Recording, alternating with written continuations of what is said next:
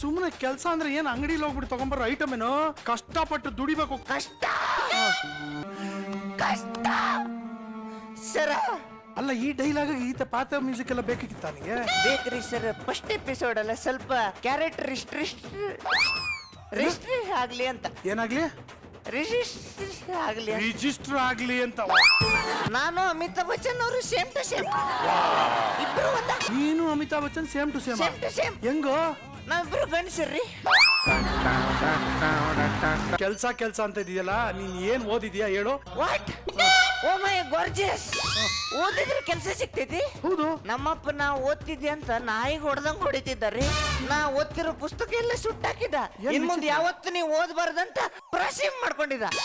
ಪ್ರಾಸಿಮ್ ಅದು ಪ್ರಾಮಿಸ್ ಇಂಗ್ಲಿಷ್ನಾಗ ಪ್ರಾಸಿಮ್ ಅಂತಾರ ಅದಕ್ಕೆ. ಅಯ್ಯೋ, ನೋಡು, ಒಂದ್ ಕೆಲಸ ಮಾಡು, ನೀನ್ ಯಾವ ಪುಸ್ತಕ ಬೇಕು, ಯಾವ್ದೇ ಓದ್ತಾ ಇದ್ದೆ ಹೇಳು, ನಾನು ಹೊಸದಾಗ ಕೊಡಿಸ್ತೀನಿ. Thank you sir.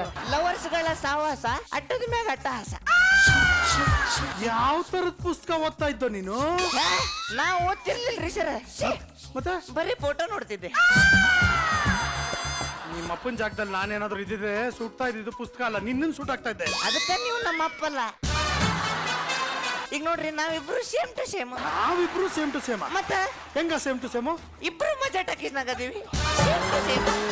ಬಟ್ರೆ ಇದು ಯಾವ್ದೋ ಟಾರ್ಚರ್ ಬಂದಿದೆ.